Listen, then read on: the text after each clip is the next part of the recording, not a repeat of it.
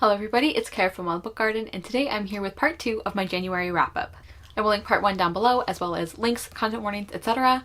And let's get into it. The first book I finished in the second part of the month was Wish by Victoria Harris. This is another book I did in that reading vlog, where I was reading books that had main characters who shared my name. So I'll link that if you want more thoughts on those books. But this is the first book in a series. We're following our main character, Cara, of course, although because she's Irish, she probably pronounces it Cara, but I might forget to say it that way. And her younger sister Bree are having a really hard time right now because their father has just recently gone missing, and before that their mother had just had another baby and she is suffering from postpartum depression. It's not named that way, but that is clearly what she has. And so they're just all having a really hard time right now. Bree has not spoken since her father went missing, and Cara is starting to feel like she might have had something to do with it, because she's starting to wonder, like she's reading things and hearing things from people that makes her think that maybe some of these like Irish folklore stories that her father would always tell them, maybe there's some truth to them. Maybe her and Bree actually have some kind of ability or some kind of like place in this magic, and if they do, Cara feels like she might have had something to do with her father disappearing. And so she's trying to figure out where he is, what happened to him, if there's any way she can, like, if he's okay and if she can bring him back. And also obviously trying to figure out if these stories are true, how much of them are true. And this book was another kind of like fine one for me. I did really love the sister relationship that we got to see between Cara and Bree. That was really lovely. There were a couple of plot things that I did see coming, but I liked the way they were handled in the book. I liked some of the folklore stuff. I did do some Googling, and it seems like the specific stories and like folklore that they talk about in this book are based on specific stories from real Irish folklore. They weren't ones I was really familiar with, but like that was kind of interesting. I say kind of because I kind of just wanted more from this book, including the folklore aspect and the magic aspect. Like the story just felt kind of lackluster to me. I just wasn't super engaged. It was a very short book, which I appreciate, and I did like some things about it, but like the characters and the magic and even the folklore and everything and like the plot, it just was kind of fine. Yeah, I gave Wish 3.5 stars. I definitely wouldn't steer people away from it, but it wasn't a favorite for me. And then next I finished the last book that I talk about in that vlog, which was also happened to be my favorite, and that was Into the Land of the Unicorns by Bruce Colville. This is the first book in the Unicorn Chronicles series. Our main character is obviously named Cara, and as I said, I really enjoyed this one. I have read a couple other books by Bruce Colville before, so I knew I liked his writing, and I still like his writing here. So we start off the book with Cara and her grandmother in our world, and they're running away from somebody, and Cara's grandmother won't tell her who this person is, why they're running, but she helps her cross over into this other world, this world where the unicorns live and other magical creatures, and she also gives Cara a like necklace, I think, like a pendant or something, to keep safe, so because she's not supposed to let this fall into the wrong hands. And we see Cara obviously get to know more about this magical world, trying to figure out like what's even going on. She's worried about her grandmother, of course, hoping she's okay, and she ends up learning a lot more about this world and about the unicorns and about the history between these different species. And I really enjoyed this. This is like the shortest book I read, and I still think it was one of the better developed ones. I guess this wasn't shorter than Olivia, but I really, really enjoyed this. I really loved our main character. I really liked Cara and how like determined she was, and she was really like competent and smart, but she was also willing to accept help when she needed it. I loved her compassion. I just really felt for everything that she was going through. I think this book does a really good job of touching on some pretty deep ideas in such a short number of pages. Like this book does deal with grief and with revenge, and I liked the way those were handled. I really liked a lot of the other characters as well, like the side characters that Cara meets who kind of team up with her. I really enjoyed all of them, actually. Like one of my surprise favorite characters is this man named, I think, Thomas, who he's just like this random salesperson they come across, and I ended up really liking him. I didn't know how I'd feel about him at first, but I thought he was really fun. I also, like, I'm not especially drawn to like magical creature fantasy usually, including that with unicorns, but I liked the way those characters were done. yeah, I just had a really good time with this. I thought it was really well done. I thought the ending was great. Really excited to continue the rest of the series, and I gave Into the Land of the Unicorns 4 stars. Next, I finished Everblaze by Shannon Messenger. This is the third book in the Keeper of the Lost City series, which I am finally continuing. Also, I have to show off the bookmark I was using. It says, "Empaths give me all the feels," and it has a picture of Keith on it, who is an empath, and I love him, and I love this bookmark. So anyway, this is the third book in the series. We're following our main character, Sophie, and in the first book, she finds out that she does not belong in the human world like she thinks. Okay, some people consider this a spoiler, and I understand why, but you find it out in the first couple chapters, and I actually, like, knowing about this is the thing that made me more interested in the series. So I'm gonna go ahead and mention it. It's definitely not like a big spoiler because you find it out right away. But Sophie is actually an elf. And so she ends up going to a magical school in the elf world. And at this point in the series, it's very clear that this elven society is not nearly as perfect as they think they are. Sophie is still trying to figure out why she has the abilities that she does, trying to figure out more about her past. There are some pretty high stakes, obviously. And Sophie is also dealing with the other elves feeling like she doesn't really fit in. I thought this was a really good installment. I continue to love the supporting characters so much. Like I said, I really loved Keith, or I continue to love Keith. And then I also was really impressed with how much development we got for Fitz in this book. I never disliked him, but I didn't really have any particular feelings about him, but I actually liked the way he was written here. I feel like we got to know him a little better. I continue to love Sophie's adopted parents so much. I just really love them, and I like the magic. Like, the magical school is fun. I think the different abilities are interesting, and something I really like about kind of the setup for this series is the way that we're realizing, like, as the books go on, we're realizing more and more that, like I said in the summary, the elves think that they don't have any problems, like that their world is perfect. Like, the human world is so terrible and messy, and like so many bad things happen, but the elves have it all figured out, and we're realizing that's not true. And I think that's really interesting, the way that's done. And even things where like I really like how Shannon Messenger has thought through some implications of like the way the elves live and everything. Like, one thing that we continue to see an effect from in this book is because the elves they have such long lives, they are really bad at dealing with grief. Like, they have some ceremonies associated with it, but like, as a culture, they are really not good at processing grief. And I think that that is really interesting, and I never thought about that, but that makes total sense for like a kind of being where you don't have to deal with death nearly as much as other beings do. It would make sense, and I really like that. I thought that's really interesting. Really, my biggest issues with this series are I am agreeing with Kelly that Sophie herself is the least interesting character out of everybody. Like, she's fine, but she's a little bland compared to the other characters. I think part of the problem is that so much of her as a character is wrapped up in the plot around her and like what she represents and her abilities. And I understand why, but it doesn't leave us a lot of time to get to know her personality, because everything is about like the plot stuff involving her. And then I also don't love how we continue to see Sophie's like previous like human family that she grew up with. It's just like an afterthought for basically everybody, and that really irritates me. It's like she grew up like loving these people. Like, she spent how many years of her life, like her whole life up to the time she was like 13 or whatever, 12 or 13, like she spent that whole time growing up with these people and loving them and caring about them, and then she just gets whisked away to a new world, and it's like nobody really seems to deal with that very much. Also, this is just a tiny thing, but it drives me up the wall. I hate this, that every time the word elven is used, like the adjective form of elf, you know, it's spelled E-L-V-I-N. And I hate that. And I know it's a tiny thing, but I hate it so much. I hate looking at that word spelled that way. It doesn't make sense to me. Why can't you just use an E like everybody else? Anyway, that's like a really minor complaint, but I did enjoy this. I gave Everblaze 4 stars. Next, I finished A Scandal in Bohemia by Arthur Conan Doyle. This was our other Sherlock Holmes story that we read for Past the Classics. I will link that live show down below. And I enjoyed this one like substantially more than the first story. Like, the first story was fine, but I really liked this one. This is the one with Irene Adler, who's like the only woman who ever bested Sherlock Holmes.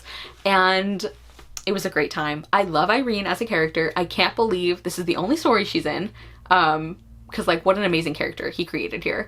And I also really liked the, like, some of the plot stuff was really funny. Like Taylor described it as like almost like a farce or like slapstick. Like there's a couple scenes in here where it's like a comedy almost. And yeah, like I said, I loved Irene as a character. I did expect a little more from the, like, her outsmarting Sherlock part, but on the other hand, I think it kind of makes sense with Sherlock's character that, like, he's so used to being the smartest person in the room that he wouldn't necessarily expect somebody to be his equal, you know? Yeah, so I had a great time with this. There were some really great lines in here as well. Like I mentioned in my Goodreads review, I think one of the only things I said in my Goodreads review was like the quote for one of the last lines in the book is like Watson talking about how he had often heard Sherlock make merry over the wit of women. And I have not heard him do it of late. So I loved this, had a great time. I gave A Scandal in Bohemia 4 stars. Oh, also, this like retroactively reignited my anger at the BBC Sherlock adaptation. They did a lot of things wrong, but one of the things that makes me angriest is how dirty they did Irene's character. I will never not be mad about that. Next, I finished a poetry collection, and that was An American Sunrise by Joy Harjo, Poet Laureate of the United States, and she's one of the Muskogee people, so she is a native poet, and I really enjoyed this collection.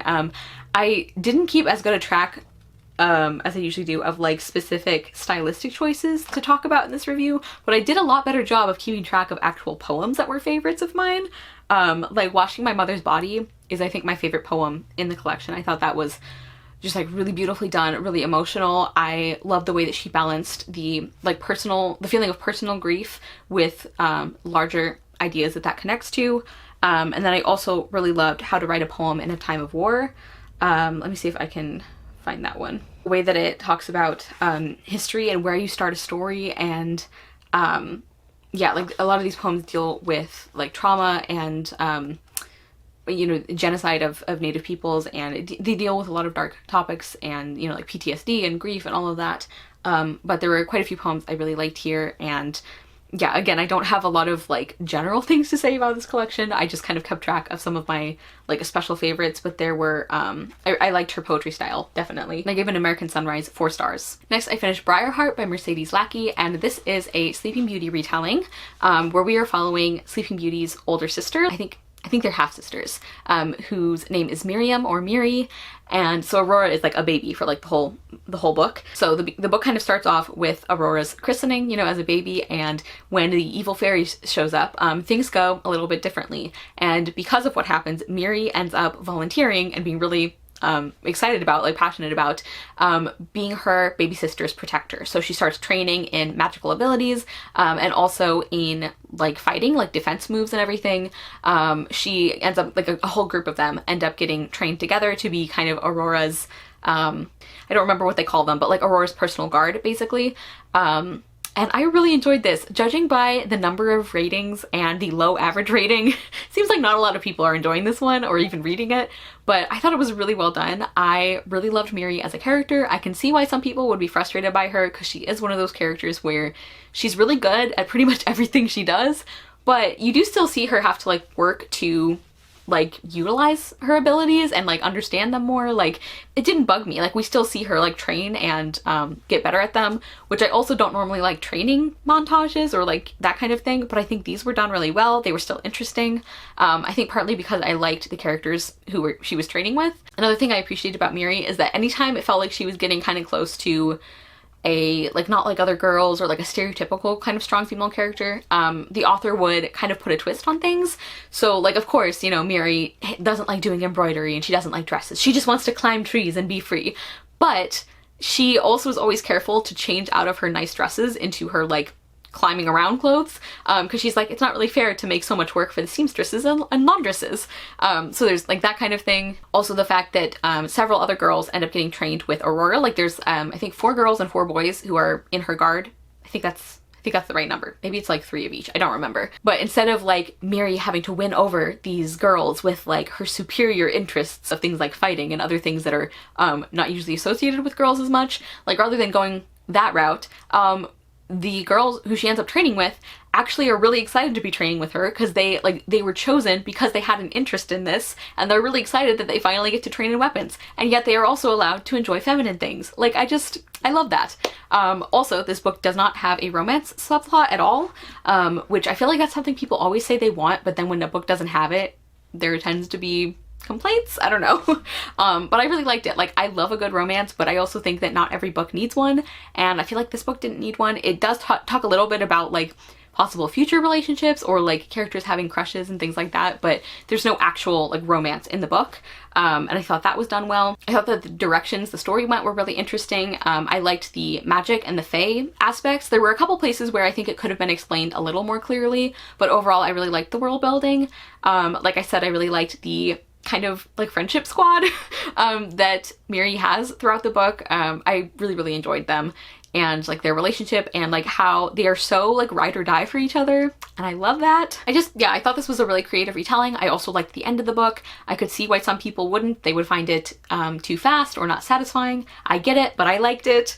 So yeah, I really enjoyed this one. The only things I wasn't, like the biggest issue I had with this book is that it felt like a lot of characters, including Miri's family, kind of saw her primarily as Aurora's defense rather than like as her own person as well. And I really didn't like that, especially because at the very beginning of the book, I really liked how Miri's like blended family was handled, and like the way, like I just really loved their family dynamic at the beginning of the book. And I feel like for a big chunk of the book, we didn't really get that. It was just like everybody was thinking of Miriam as like the protector of Aurora rather than also as an actual person herself.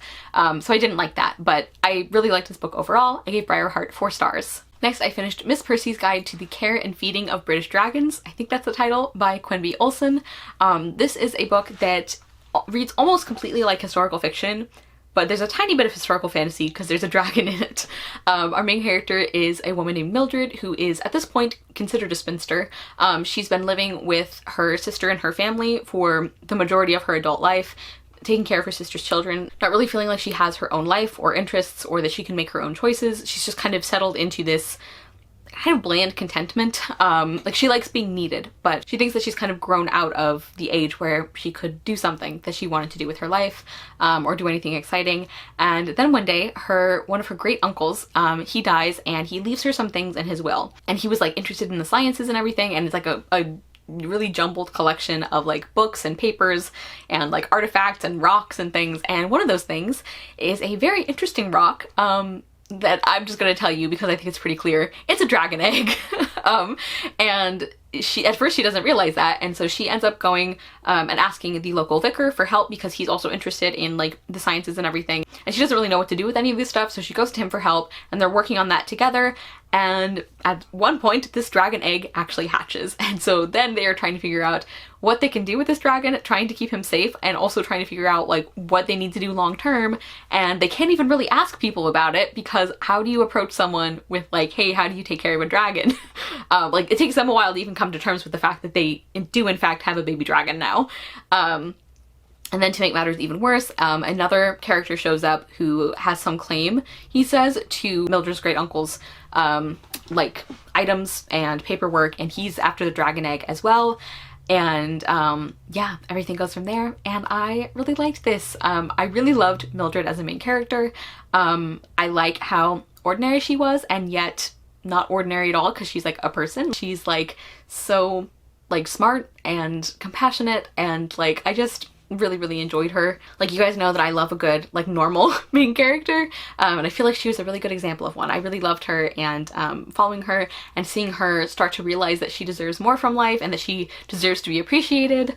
Also, standout side character has to be the vicar's housekeeper. I just forgot her name. I read this on ebook, so I can't look it up, but I loved her. Like the way she's just like so practical and like, let's get it done, and like, yes, we have a baby dragon now, so I'm going to go make him some sausages, and like just the way that she took pretty much everything in stride, and just the way she was like so just like a very warm and like loving person. I really loved her. There's also a very sweet like romance in this book. I think some of the like, at first I didn't really like the way the like the conflict was going. But I ended up thinking that added a lot to the story. Like Mildred and the other characters trying to keep this baby dragon safe. And I just think as a character he was also very interesting because you could kind of see why he was desperate, but then some of the things that he does are like absolutely not okay. So that was really interesting as well. Just the characterization in general I think was really good. Like Mildred's sister Diana is a piece of work, but she was very well written. And yeah, just like whether you liked or disliked characters, I think they were written very well. The one thing I didn't love with this book was the humor. Not like the kind of humor, because I actually really liked it. I thought it was really funny, but I feel like it was just overdone a little bit. Like a lot of the humor came from these like parenthetical like asides to the reader, which I liked, but they just happened so often that it started to get a little repetitive and a little annoying. Like overall I liked the writing, but I just think it went a little overboard as far as like the style and the humor and everything. But I did enjoy this, and I gave Miss Percy's Guide to the Care and Feeding of British Dragons 4 stars. Next, I finished Redemptor by Jordan Ifueko. This was a buddy read with my friend Kelly from Cozy Reader Kelly, and we both loved this. Like, we were just gushing about this book. This is the sequel to Raybearer, and it is the finale. This is only a duology. And this is now one of my favorite fantasy series I have ever read. I thought this was incredible. The first book, we follow our main character Tarasai, who ends up going to the palace, she's been raised by her mother to, kill the crown prince basically, but the only way that she can get close enough to do that is if she bonds with him, and the only way she can bond with him is if she truly cares about him. So you can see that this is setting up for a lot of internal conflict, and I really loved that first book. I intended to do a spoiler-free review, and then I like lost the footage, so maybe I'll just do like a series review because I thought that was an incredible book. And then this book picks up pretty soon after that one. Tarasai is in a very different position, and we see her really struggling with things like responsibility and how much she can do to try and fix the problems that she sees in the world. I just adored this book so much. Tarasai she's probably on my favorite characters list now. Like, I just love her so much. I love how compassionate she is and how brave she is, and how she just wants people to love her. She grew up in a really difficult situation with, she grew up with not a lot of love, basically. And, like, to just see her finally finding people who care about her, it's really lovely. And like I said, I also really admired, how strong she is, how smart she is, how she is so determined to do the right thing and to help as many people as she possibly can, even to her own detriment sometimes. Like, she is not very good at taking care of herself, and we see her struggle with that in this book, but I just really loved her. I don't feel like I'm doing her justice, but she's an amazing character. And I really liked a lot of the other characters as well. There's a love interest that she has, and that aspect does not take over these books, but I really liked the way it was developed. And actually, this is noteworthy because I tend to lose most of my interest in a romance in a book after the couple like kind of like gets together or like recognizes their feelings for each other, but that didn't happen with this book. So Jordan Ifueko is clearly an amazing author.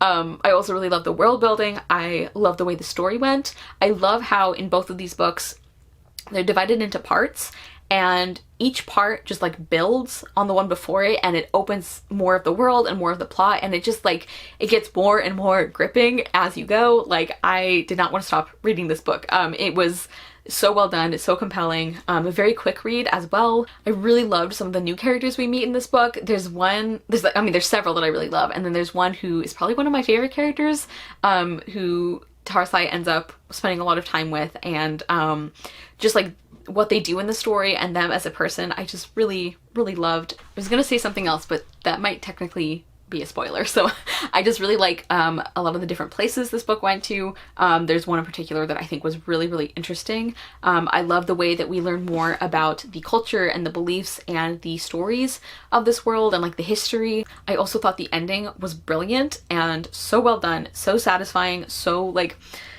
there's like a scene near the end too. There's like multiple things in the ending that I think were done perfectly, where I couldn't see how they were going to go, but the way they were done was perfect.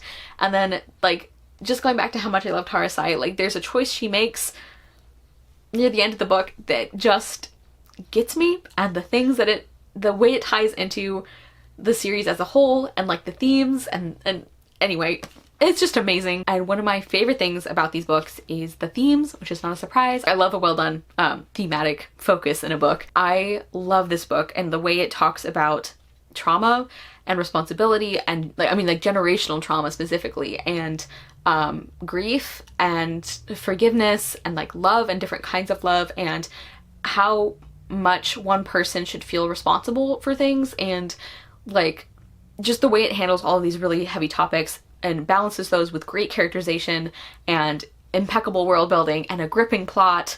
Like, Jordan Fuego is truly one of the most talented authors I've read. I really want her to write something else soon.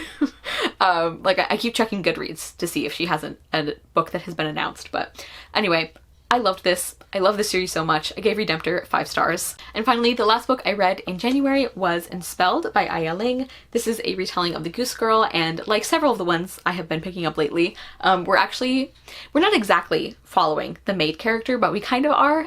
So our main character is Sana, I think is her name. Yes. Our main character is named Sana, she's Japanese, she lives in Japan, and one day, like in modern day Japan, real life, and her friend had introduced her to this manga that is basically a version of the Goose Girl story. And then one day Sana is walking to work or walking home or something, and she gets hit by a truck. And instead of like dying or being very injured, she wakes up in like the story of the manga basically. And she is in the role, like in the place of Anne, who is the maid character. So now Sana is the character of Anne, but she looks like the princess, and Sana knows this is really bad because she knows the story from the manga, and she knows that, like, she knows the way things go for Anne at the end of the story, and she doesn't want that to happen with her. So the whole time she's trying to figure out how she can stop those things from coming to pass. Like, she's scared of being found out, but she also can't tell anyone what's going on and ask for help because of the way the magic is working. So I thought this was just fine. I liked the concept. I liked actually some of the ways that the plot went. I thought that was really interesting. I also thought it was interesting, like it was kind of refreshing that Sana is not like desperately trying to get back to the real world, because she doesn't have a great life there, and so like it's not so much that she wants to leave this world as that she doesn't want to get, you know, discovered to be impersonating a royal, which you could be executed for. So that was kind of an interesting choice. Like I talk about how I like time slip romances or things where like characters are torn between the people and places and things that they love, that they're familiar with, and then like finding like new people that they care about in this like new setting or new world. So I tend to like that as a trope, and this book doesn't do that, but I think the way it didn't do that was interesting. I also liked the way that Sana used her knowledge of the manga in order to try and make things go a certain way. I thought that was interesting. This also was a very quick read, like it's very short, and it was just a very quick and engaging read. But I wasn't a big fan of the writing. It felt pretty clunky in a lot of places, and I also didn't care very much for the romance that develops. Part of that is just because like I've never been big on the like princess and the guard trope, so maybe that's part of it, but I also just think it wasn't super well developed. I have read reviews though that like people, like I have a couple other books by this author that I'm looking forward to getting to, and I've read reviews from people who have read a lot of her work who says that this one is not up to her usual standards, that this is not one of her better ones, so that is still encouraging. I'm still looking forward to reading her other stuff, but this was just kind of middle of the road for me, and I gave Enspelled 3 stars. I do really love this cover though. I think that's super pretty. But yeah, it was just kind of fine for me. Okay everybody, so that was the rest of the books that I read in January. Please comment down below and let me know if you have read any of these books, what you thought of them, or if you're going to pick them up, and let me know if you have discovered a new favorite series recently. I would love to hear that. Obviously Ray Bear and Redemptor is mine. Like that duology is just impeccable. I love it so much. Thank you guys so much for watching. I will see you soon with another video, and I hope you love the next book you read. Bye! That might be a spoiler.